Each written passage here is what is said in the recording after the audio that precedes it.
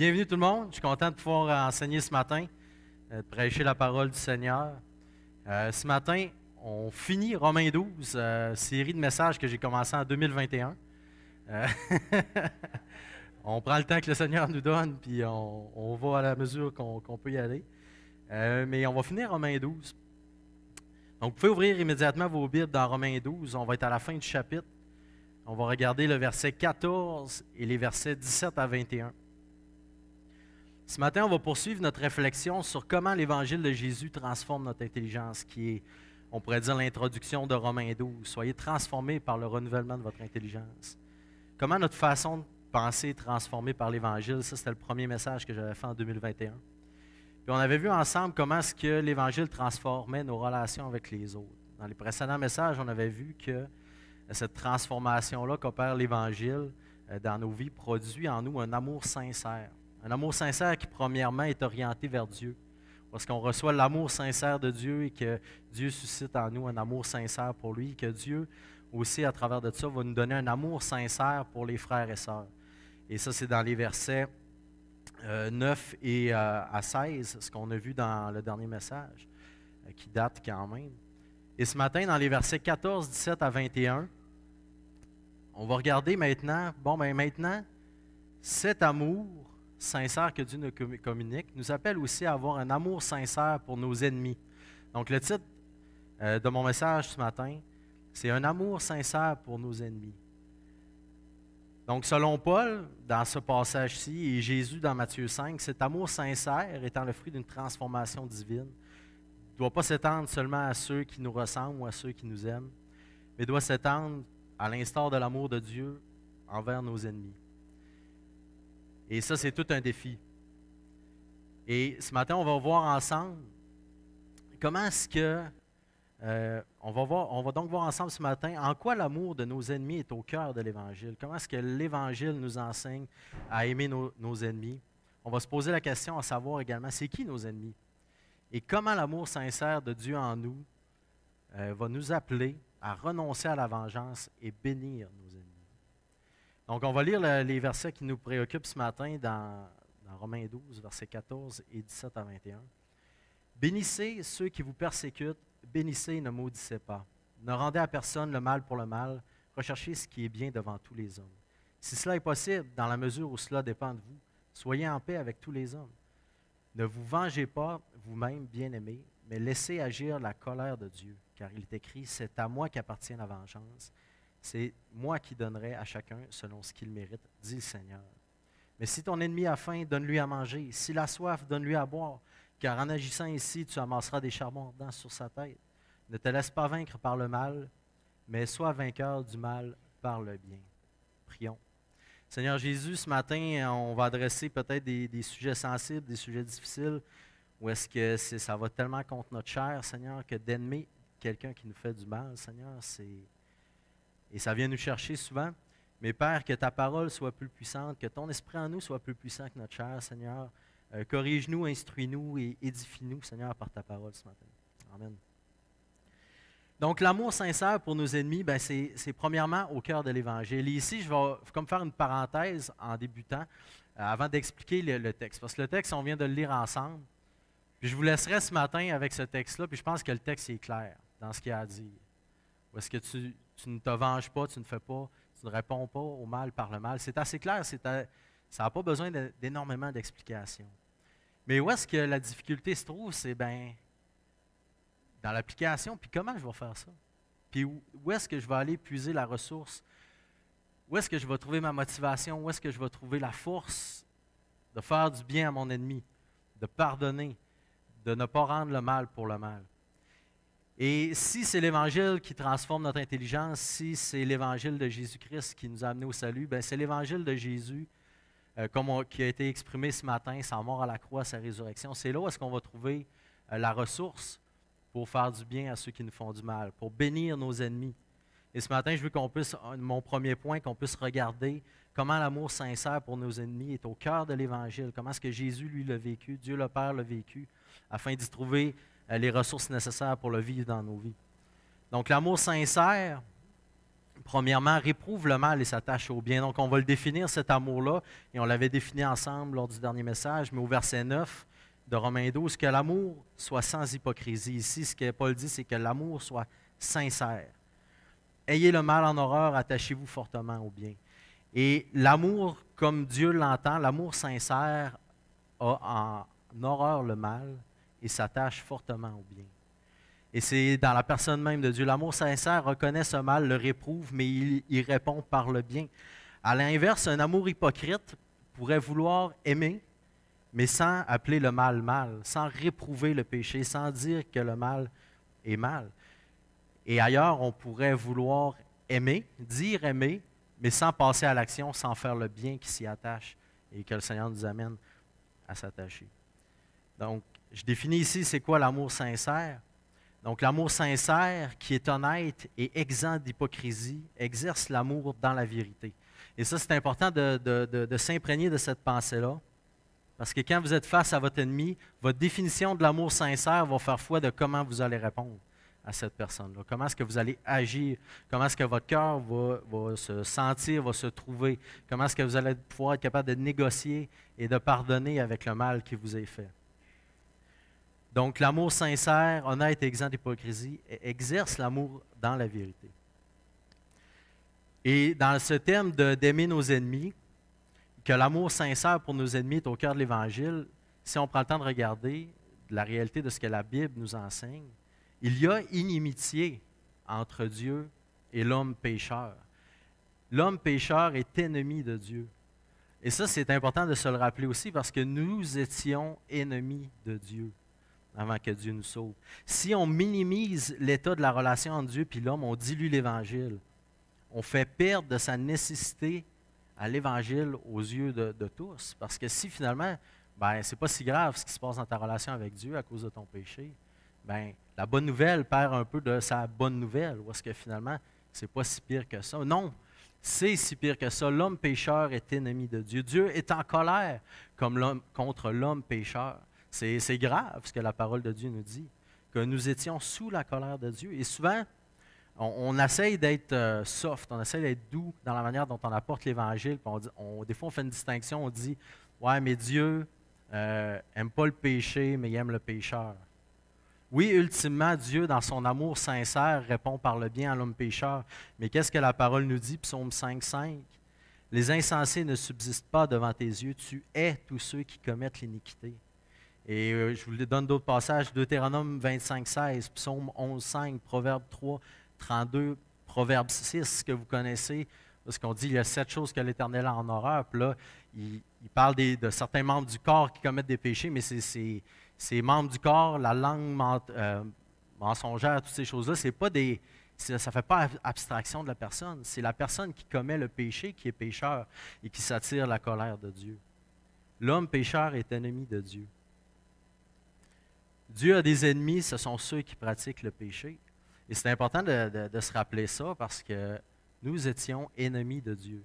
Nous méritions la colère de Dieu pour le péché parce que lui, comme Matthieu disait, celui qui est souverain, tout-puissant, qui a tout créé, qui a tout droit sur toute création, sa créature s'est rébellée contre lui, lui a craché au visage, lui a dit « Moi, je vais prendre ta couronne de roi, je vais la mettre sur ma tête et moi, je vais être Dieu à ta place. » Quel affront!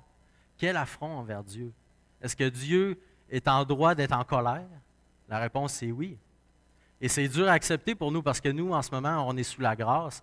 On voit la bonté, l'amour de Dieu. Mais ça ne s'arrête pas là. Oui, l'homme pécheur est ennemi de Dieu, mais Dieu répond au pécheur en lui démontrant un amour sincère. Un amour qui va dire, oui, ça c'est péché, oui, tu es pécheur, oui, tu es coupable, oui, tu mérites ma colère, mais je t'aime et je pourvu un sacrifice. De la Genèse à l'Apocalypse, Dieu va appeler le péché péché.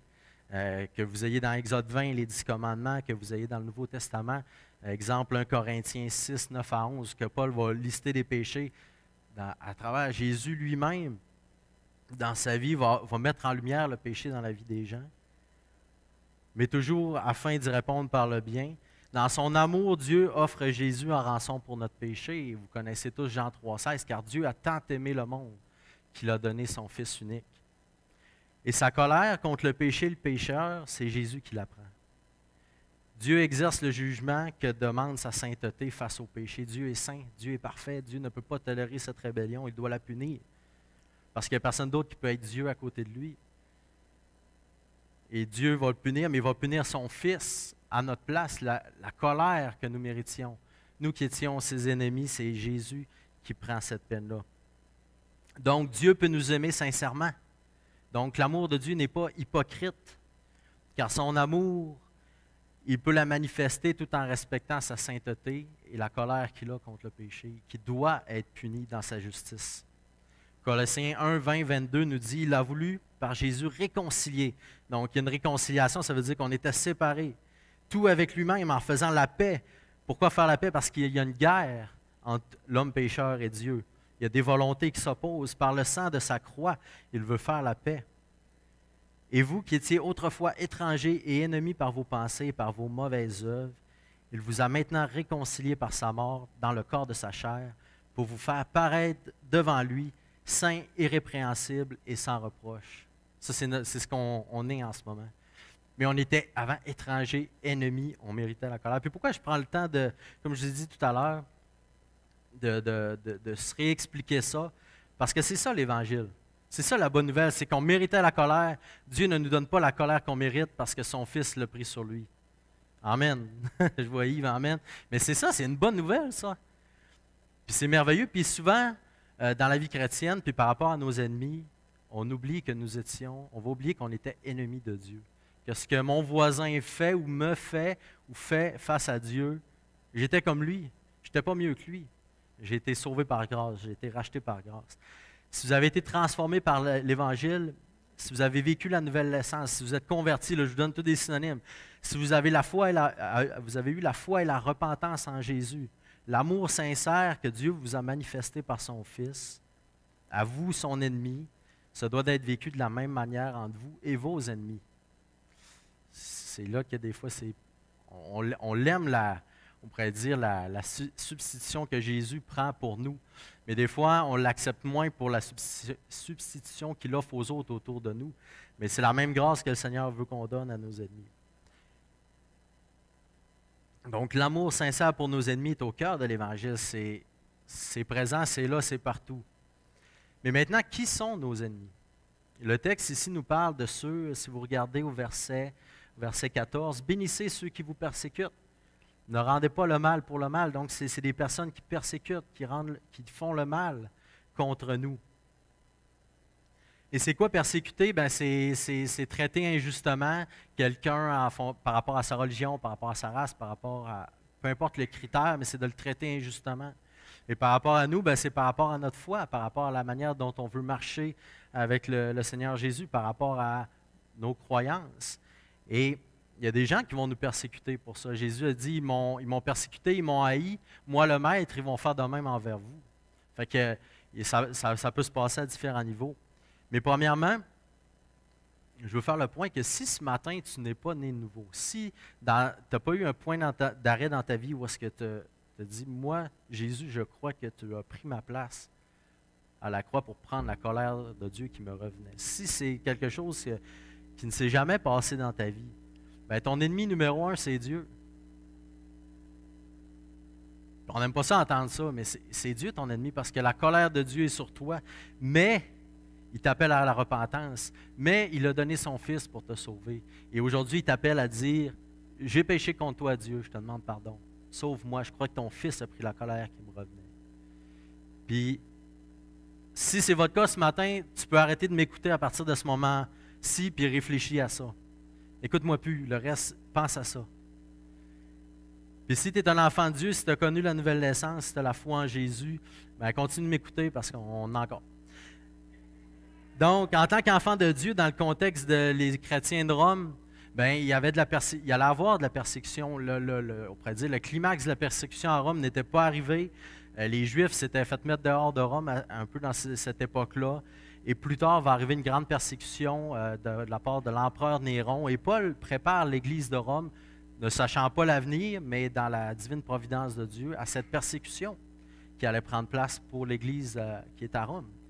La Bible va souvent nous parler aussi des ennemis. Donc, eux allaient avoir des ennemis concrets, leurs voisins, leur mère, peu importe comment la structure est organisée, là-bas, il allait avoir de la persécution de personnes tangibles et physiques autour d'eux.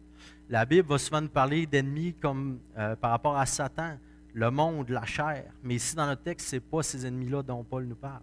Le texte nous parle d'individus hostiles à notre égard. De tout homme. Le texte dit tout homme, tous les hommes, les ennemis. C'est des personnes tangibles, concrètes, qui vont pécher contre nous, qui vont commettre du mal contre nous, qui ont des mauvaises intentions contre nous, qui nous en veulent. Puis je vous invite ce matin, alors qu'on regarde ça, de ramener ça à un plan personnel. Parce que si vous gardez, souvent on a cette tendance-là de dire, nous les chrétiens, l'Église versus le monde, versus la pensée du monde, oui, il y a ça. Mais la persécution, ça se passe au plan personnel. Puis des fois, quand on garde ça trop au plan général, théorique, théologique, ben on manque l'application personnelle. Des fois, on se ferme les yeux sur les relations qu'on a avec les gens.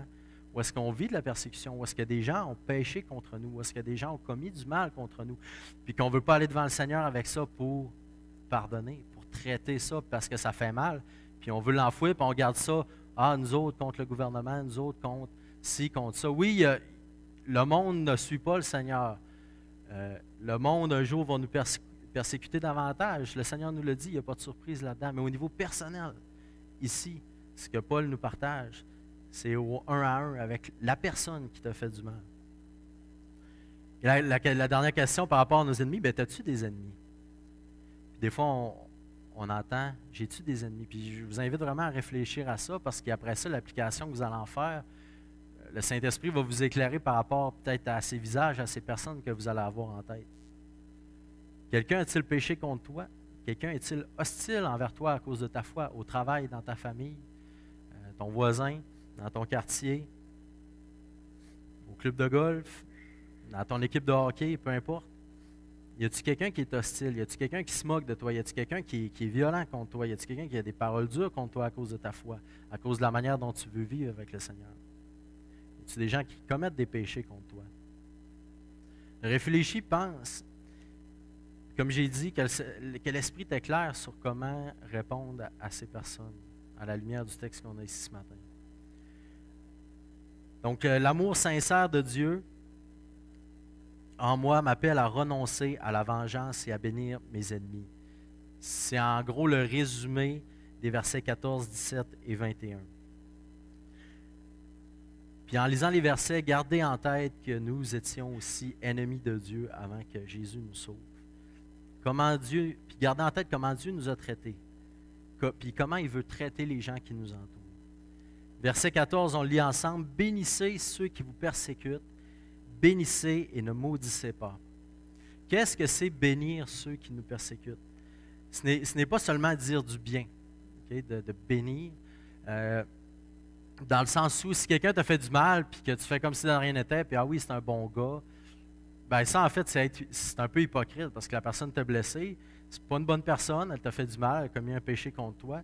Mais ce que Paul veut dire ici, de bénir les autres, est-ce que ton cœur est bien disposé envers ceux qui te font du mal, envers ceux qui te persécutent? Est-ce que tu es capable de bénir ces personnes-là, dans le sens de demander la bénédiction de Dieu sur ces personnes-là, d'être capable de dire à ces personnes-là, je te souhaite que Dieu te bénisse, que Dieu te fasse du bien, que tu rencontres Dieu, que Dieu te pardonne, que Dieu te sauve. Est-ce que tu es capable de bénir ceux qui te persécutent? Dit, bénissez ceux qui vous persécutent, bénissez, ne maudissez pas. Pour faire ça, bien, ça demande d'être solidement connecté à la grâce de Dieu et au pardon de Dieu. D'être tout le temps proche de se rappeler comment Dieu m'a pardonné, comment le pardon de Dieu est grand pour tous ceux qui m'entourent. Concrètement, comme j'ai dit, est-ce que tu pardonnes ces personnes-là qui pêchent contre toi, qui sont hostiles envers toi? Est-ce que tu pries pour eux, pour leur repentance, que Dieu les sauve de leurs péchés? Ou est-ce que tu les regardes de haut, tu t'éloignes d'eux, puis tu les condamnes, tu les juges, tu leur dis, ben, un jour tu auras ta punition en enfer. Puis c'est une tendance que les chrétiens on peut avoir de regarder le monde de haut puis de dire, ben, ils auront bien ce qu'ils mériteront un jour. Mais est-ce que c'est l'attitude de Dieu? Est-ce que c'est l'attitude de Christ à la croix? Est-ce que c'est l'amour sincère que Dieu nous a manifesté? Non. Certainement, il y aura une justice, il y aura un jugement, on va le voir tout à l'heure. Mais Dieu nous demande de bénir, de faire du bien. Puis tantôt, on va le voir en action, comment faire du bien, mais ici, de bénir avec ta bouche, avec ton cœur, avec ton esprit, avec ton âme, d'être capable d'aller devant le Seigneur puis de dire, Seigneur, sauve cette personne, amène-la à la repentance. Puis même de le dire à la personne, je te souhaite qu'un jour tu changes, que ton cœur change, puis de le dire avec amour et non avec arrogance. Verset 17, ne rendez à personne le mal pour le mal, recherchez ce qui est bien devant tous les hommes. Ici, le chrétien n'est jamais appelé à répondre en faisant le mal à quelqu'un. Ça, c'est noir sur blanc, c'est catégorique. C'est appuyé par l'enseignement de Jésus dans Matthieu 5. La violence, répliquer, en venir au coup, répondre à l'agression qui nous est faite par le même degré d'agression ou en escaladant l'agression, ce n'est jamais la solution. Ce n'est jamais ce que l'Esprit va vous demander de faire. Parce que ce n'est pas ce qui est écrit là, ce n'est pas ce que Dieu veut, ce n'est pas ce que Jésus a fait, lui, pour nous gagner. Le chrétien n'est jamais appelé à répondre en faisant le mal à quelqu'un. Les armes du croyant sont autres que celles du pécheur et ont une portée puis une visée autre que les armes de l'homme pécheur. Parce que oui, il y a une notion d'ennemi. On est dans la famille de Dieu, dans le royaume de Dieu. Il y a des hommes pécheurs, des femmes pécheresses qui sont encore ennemis de Dieu et nous, on est là, puis on est comme en tension avec ce monde qui ne veut pas et qui nous méprise et qui ridiculise le Seigneur Jésus. Éphésiens 6 va nous parler de ces armes, le casque du salut, le bouclier de la foi, toutes ces choses. Il nous présente ces armes qui sont défensives et une seule arme est offensive et c'est la parole de Dieu. Mais comment est-ce qu'on utilise la parole de Dieu dans ce combat qui est amené, dans cette tension-là avec le monde, avec nos ennemis? 2 Timothée va nous dire qu'elle est utile, cette arme, pour enseigner, convaincre, pour corriger, pour instruire dans la justice. Et non pas démolir, humilier, ridiculiser, mépriser et se tirer un rang parmi ceux qui nous entourent. Donc ici, il y a oui, la parole de Dieu est cette arme qui peut convaincre, corriger, instruire, mais dans un amour sincère en vue de la repentance et du salut des gens. Et c'est important de se rappeler ça, qu'on n'a pas à utiliser, même si on a le bon outil entre les mains, on peut faire le mal avec cet outil-là. On peut répondre au mal par le mal, même en utilisant la parole de Dieu, en méprisant, en étant orgueilleux, en manquant d'amour sincère pour les gens. Et ne rendez à personne, bien, personne, ça signifie quoi? Bien, c'est tout le monde. À personne signifie à aucun autre humain, même le pire être humain. On n'a pas à rendre le mal pour le mal. Puis on avait eu, quand Suzanne nous avait raconté les histoires de missionnaires, comme à Corrie ten Boom, elle a pu pardonner à cet homme-là qui avait été un tortionnaire dans le camp de concentration où elle avait été détenue. Sa foi, l'Évangile dans sa vie, l'avait transformé. Il lui donnait un amour sincère pour les âmes perdues. Et dans le texte ici, ça dit « Recherchez ce qui est bien devant tous les hommes. » Rechercher ce qui est bien, mais c'est une recherche active du bien que je peux faire à cette personne-là qui est en train de me faire du mal. Peut-être pas dans l'immédiat, mais dans les prochains jours, dans le futur. Le statu quo, ça n'existe pas. C'est soit tu fais rien, puis rien faire, c'est pas faire la volonté de Dieu. Faire la volonté de Dieu, c'est faire le bien qu'il place devant nous.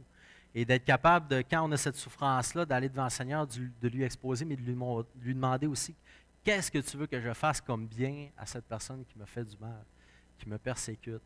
Et là, il y a le mot persécution, mais quelqu'un a péché contre toi, tu as le goût de te venger. Seigneur, comment tu veux que je réponde avec un amour sincère? Puis l'amour sincère, on s'entend, dénonce le péché, va dire ce que tu as fait, c'est pas correct, tu m'as blessé. La parole dit que c'est un péché. Je veux t'aimer, je veux te pardonner. Où est-ce qu'on va plus loin dans les traces du Seigneur ensemble? Puis c'est demander au Seigneur de nous le montrer. Faire le bien à qui? Devant qui? Bien, devant tous les hommes. Et tout signifie ce que tout veut dire, tous sans exception. Devant tous les hommes. Et cela rejoint l'enseignement de Jésus dans Matthieu 5 qui dit que tu fais bien de faire le bien, mais quelle gloire y a-t-il à faire le bien juste à faire du bien à ceux qui te font du bien, à tes amis, à tes frères et sœurs? Puis Jésus leur dit, moi je vous dis, faites le bien à vos ennemis. Dans Matthieu 5, vous pourrez aller lire à partir du verset 43. Donc, est-ce qu'on s'applique à faire le bien seulement en présence de nos frères et sœurs, seulement en présence des gens de l'Église, seulement quand on est observé, Ou est-ce que, sincèrement, devant le Seigneur, on veut s'appliquer à le faire en réponse au mal qui nous est fait? Donc, ne rendez à personne le mal pour le mal, recherchez ce qui est bien devant tous les hommes. Et d'être actif dans cette recherche-là. Ce n'est pas facile. C'est pas facile parce que ça va nous amener sur les traces du Seigneur Jésus à renoncer à nous-mêmes, à se sacrifier à soi-même, à renoncer à la vengeance. Verset 18, « Si cela est possible, dans la mesure où cela dépend de vous, soyez en paix avec tous les hommes. » Et question pour vous, est-ce que d'être animé d'une bonne volonté, de vouloir faire le bien à tous, nous garantit la paix et l'harmonie de la part des autres? La réponse est non. Parce qu'il y a des gens à qui tu vas pouvoir faire tout le bien du monde, puis ils vont te traiter comme ils voudront bien te traiter. Puis souvent, c'est pas chic. Mais qu'est-ce qui est dans la mesure de ce qui dépend de toi? Dieu n'est pas déraisonnable. Il ne nous demande pas de contrôler les autres, comme il ne nous contrôle pas nous non plus. Il ne nous demande pas non plus de diluer la vérité, parce que dans l'amour sincère, on dénonce le péché, on veut aimer, mais il ne nous demande pas de diluer la vérité pour apaiser qui que ce soit.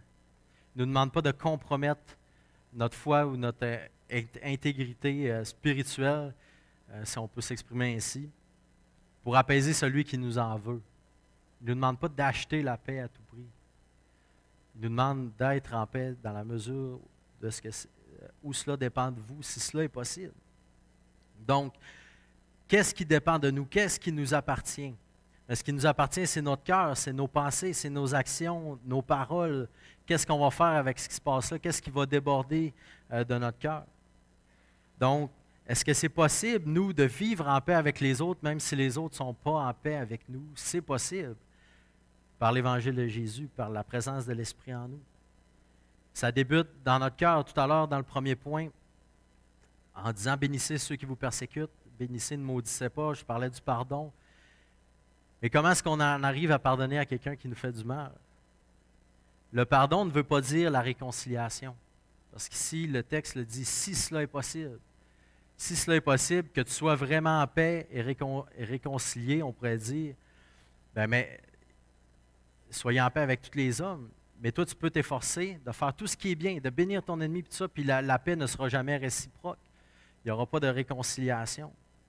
Donc, il y a une différence entre pardonner à quelqu'un et être réconcilié. Il y a une différence d'être capable de vivre en paix face à quelqu'un d'autre, et est-ce que lui vit en paix avec moi? Bien, ça m'appartient pas. Si moi, je m'applique à faire dans mon âme et conscience, dans mon cœur, avec mes actions, mes paroles, tout ce qui est en mes moyens pour le bénir.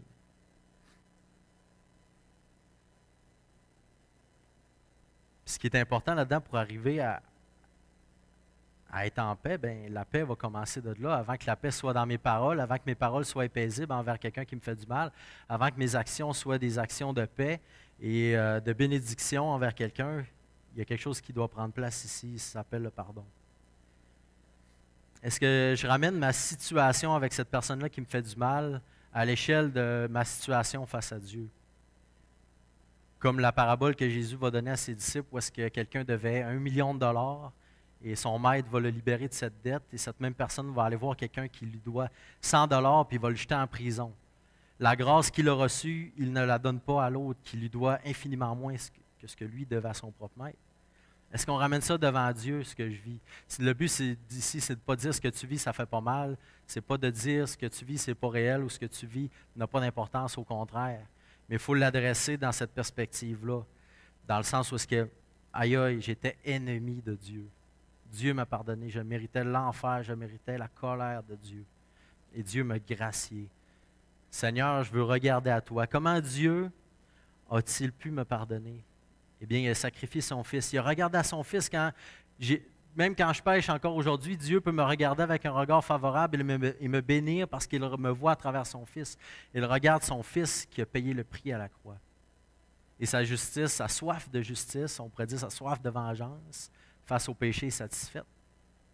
C'est la même chose pour nous quand on a soif de justice, quand quelqu'un a péché contre nous, quand on réclame justice, quand on veut la vengeance. On doit regarder à la croix de Jésus. On doit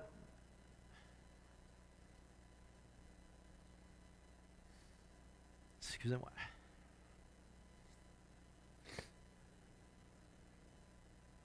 On doit regarder à Jésus puis dire, ben, ta mort est suffisante pour cette soif de vengeance-là. La justice que je réclame, que je veux, elle est là à la croix. Puis je n'ai pas à faire payer le prix à celui qui m'a fait du mal. Parce que toi, tu as payé déjà à la croix. La substitution que tu m'offres face à Dieu, tu l'offres aussi à cette personne-là, mon prochain qui a péché contre moi. Et si ce que tu as fait à la croix est suffisant pour apaiser Dieu, ben c'est suffisant aussi pour m'apaiser moi. Puis d'aller puiser dans ça la consolation, ce que j'ai besoin pour que ma soif de justice ou de vengeance soit assouvie. Puis c'est seulement en passant par là, puis là, tu es devant Dieu, puis tu te dis, ben je renonce à me venger parce que tu as déjà payé le prix. Puis c'est là que tu peux vraiment être libéré, puis que tu peux commencer à pardonner. Puis si on ne va pas là, ben c'est impossible. Si vous essayez par votre chair, ça va échouer. Jésus, dans Matthieu 6, c'est bon, on prend une petite gorge. Dans Matthieu 6, quand il enseigne à ses disciples à prier, il va dire, Père, pardonne-nous nos offenses, comme nous pardonnons aussi à ceux qui nous ont offensés. Puis dans la compréhension, puis ce que Jésus enseigne, c'est que quand tu veux le pardon du Seigneur, puis que tu comprends vraiment c'est quoi le pardon du Seigneur, ben, tu ne peux pas le retenir aux autres. C'est quasiment, de la manière que Jésus l'exprime, c'est quasiment que ben, le pardon du Seigneur envers toi il est quasiment conditionnel au pardon que tu offres aux autres. Dans le sens que, est-ce que tu as vraiment compris le pardon du Seigneur? Parce que si tu l'as vraiment compris, tu ne le refuseras pas non plus aux autres. Parce que tu étais comme eux, tu étais ennemi de Dieu. Toi aussi, tu as blessé des gens, toi aussi, tu as péché. Donc, de revisiter le pardon de Dieu envers moi, envers nous, nous aide à pardonner. Et du pardon, ensuite, découlera une paix dans nos pensées, dans nos paroles et dans nos actions. Donc, si cela est possible, dans la mesure où cela dépend de vous, soyez en paix avec tous les hommes. Et ici, je ne veux pas m'attarder sur, tous les scénarios possibles, mais commencez là, à la croix de Jésus, où est-ce qu'il faut saisir le pardon et l'offrir aux autres dans le cœur. Et ensuite, le reste va suivre, les paroles, les actions, les pensées. Verset 19, « Ne vous vengez pas vous-même, bien-aimés, mais laissez agir la colère de Dieu, car il est écrit, « C'est à moi qu'appartient la vengeance, c'est moi qui donnerai à chacun selon ce qu'il mérite. » Et peut-être dans vos versions, c'est marqué « la rétribution ». Là, on pourrait un synonyme, le salaire. Dit Maxime Boucher. Ou dit, là, souvent on a tendance à mettre notre nom à la fin de ce verset-là. À moi appartient la vengeance et la rétribution. Dit, mettez votre nom. Puis souvent, on ne modifiera pas notre Bible, mais dans notre théologie pratique au quotidien, on veut l'exercer la vengeance, on veut l'exercer la rétribution. On veut faire sentir aux autres comment ils nous ont fait sentir. On veut leur rendre la monnaie de leur pièce. La vengeance n'est jamais la solution que le Seigneur veut nous amener à prendre. Faire le mal à ceux qui nous ont fait du mal ou leur faire sentir comme ils nous ont fait sentir, c'est jamais ça que le Seigneur veut. Nous n'avons pas à devenir des justiciers.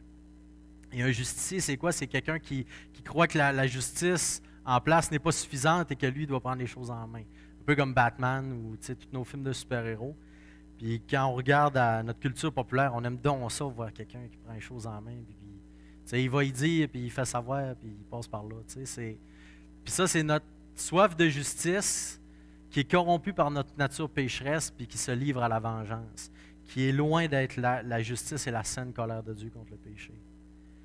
Nous n'avons pas à devenir des justiciers. Dieu ne nous a pas légué cette autorité. Nous sommes appelés à dénoncer le péché et à ne pas le tolérer, mais la punition du péché revient à Dieu seul. Qui suis-je pour juger et punir, moi qui suis sous la grâce? Et là, ici, je fais vraiment le contexte, c'est de quelqu'un qui pêche contre toi, quelqu'un qui te persécute et la réponse que tu dois y avoir.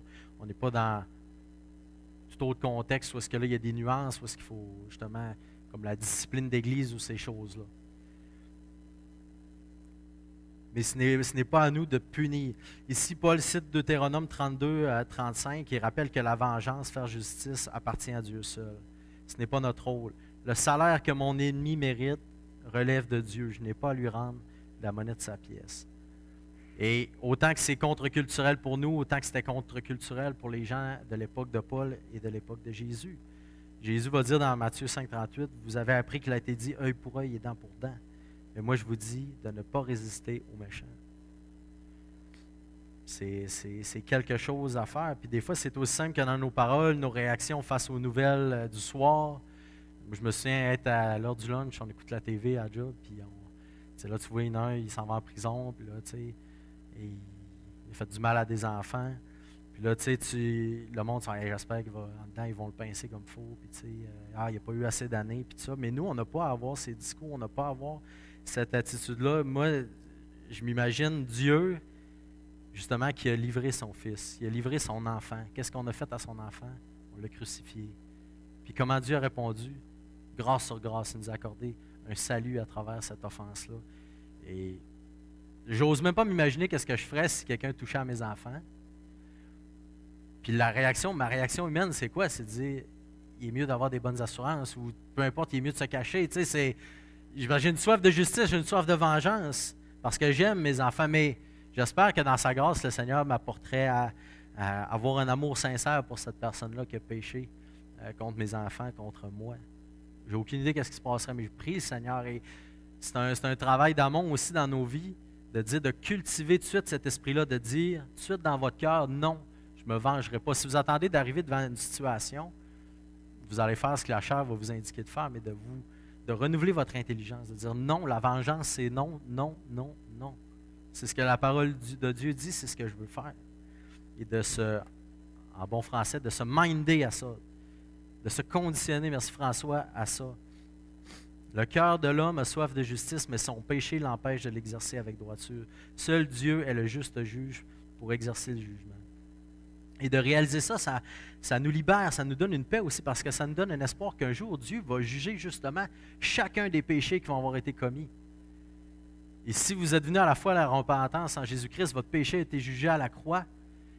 Puis pour tous ceux qui refusent le sacrifice de Jésus, ben Dieu va leur faire rendre compte de chacun de leurs péchés. Ils vont souffrir éternellement sous la colère de Dieu pour chacun de ces péchés. Et ça, c'est une délivrance pour nous parce que je n'ai pas à me venger. Dieu s'en occupe. Dieu, à lui la vengeance, à lui la rétribution. Dieu m'appelle maintenant, moi, à communiquer une grâce. Verset 20. Mais si ton ennemi a faim, donne-lui à manger. S'il a soif, donne-lui à boire, car en agissant ici, tu amasseras des charbons ardents sur sa tête. Si on n'est pas appelé à exercer le jugement, à punir le péché, on est cependant appelé à exercer une grâce activement envers ceux qui nous persécutent. Ici, c'est une citation de Proverbe 25, 21, 22 que Paul fait. Et donner à manger et à boire à tes ennemis, c'est quoi? Ben, c'est de prendre soin d'eux dans leurs besoins concrets, que ce soit des besoins physiques, spirituels, émotionnels. Ces gens-là sont des êtres humains qui vivent les mêmes choses que nous et qui, de leur côté de la relation, ont été blessés, sont esclaves du péché. Ils ne savent qu'obéir qu'au péché. Et dans le péché, ils nous blessent, ils nous persécutent. Et un exemple face à ça que je trouve intéressant, c'est comment Jésus, lui, va justement ne pas traiter ses ennemis en ennemis, mais en amis. Et c'est ce qu'il nous appelle à faire ici en prenant soin des besoins de nos ennemis. Un exemple intéressant dans Luc 9, quand Jésus va passer à travers la Samarie, les Samaritains étaient ennemis du peuple juif. C'est comme il y avait une guerre entre les deux au niveau social, au niveau religieux aussi. Ils se dénigraient, ils se méprisaient. Et Jésus va passer dans Luc 9, et là, les gens, sachant que c'est un Juif qui s'en va à Jérusalem pour faire une fête, ben là, ils refusent de lui donner une place, de l'héberger. Et là, on a nos amis Jean et Jacques, deux hommes zélés qui disent « Seigneur, dis-nous-le, puis on va faire descendre le feu du ciel sur eux autres parce qu'ils te méprisent puis ils te rejettent. » Puis là, Jésus il fait comme « Le Fils de l'homme n'est pas venu pour juger, il est venu pour apporter une délivrance, pour apporter le pardon des péchés. » Et on voit la nature charnelle qui veut cette vengeance, cette rétribution-là envers l'ennemi qui est devant eux, alors que Jésus, dans Jean 4, va être encore en Samarie, il va aller voir cette femme samaritaine au bord du puits. Puis comment il va l'approcher? « Hey, toi, t'es pécheresse, puis tasse-toi de là, il faut que je prenne de l'eau. » Non, il s'en va la voir, puis il s'en va pour la rencontrer et répondre à son besoin spirituel, prendre soin d'elle. Elle qui, culturellement et dans les relations qu'avaient les Juifs et les Samaritains, était, on pourrait dire, ennemie. Jésus va la rencontrer, il va prendre soin de ses besoins à elle. Et cette femme-là va être complètement bouleversée, complètement comme, toi qui es un Juif, un homme, tu me parles, tu me dis ces choses-là, tu me révèles tout ça. Puis elle est comme submergée du bien que Jésus lui fait, alors qu'il aurait été comme culturellement ou en droit un peu on pourrait dire, de la mépriser, de la maltraiter. Mais Jésus va amasser des charbons ardents sur la tête de cette femme qui va l'amener à se repentir. Et d'amasser des charbons ardents sur la tête de nos ennemis, on pourrait s'étirer vraiment dans beaucoup de spéculations, dans beaucoup de définitions. Mais amasser veut dire justement submerger. Tu en donnes autant qu'il peut en prendre. Donc ici, nos bonnes actions, donner à manger, à boire, prendre soin de la personne, répondre à ses besoins. Le Seigneur, il nous dit, submerge, donne, fais du bien à celui qui te persécute. Que ça puisse être comme des charbons chauds qui exercent un inconfort. Puis dans la Bible, souvent, le charbon va être associé à un jugement. Et comme on l'a dit, ce jugement-là, ce n'est pas nous qui l'exerce, c'est Dieu qui va le faire dans le cœur de cette personne-là. Que la personne qui te fait du mal soit tellement submergée par le bien que tu lui fais que ça devienne comme 1 + 1 = plus 2, là, parce que je t'ai fait le mal, mais tu me réponds par le bien, puis tu n'arrêtes pas, puis tu reviens, puis le but visé, c'est ça, c'est que cette personne-là aussi en vienne à la repentance. Donc, de mettre des charbons, l'image de mettre des charbons ardents n'a pas un but de punir, de faire du mal, mais qu'au contraire, qu'il y ait un jugement qui s'exerce, mais à travers un amour sincère qui bénit.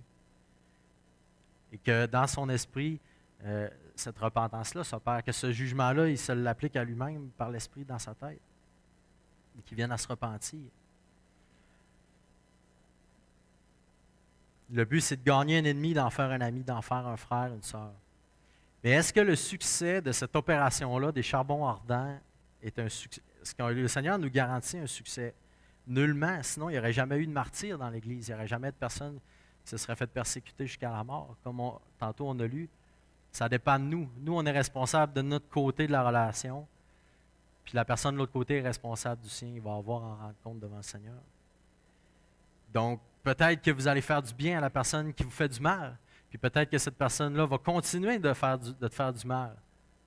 Bon, peut-être qu'à un moment donné, tu vas juste t'éloigner de la personne ou les circonstances vont t'amener à...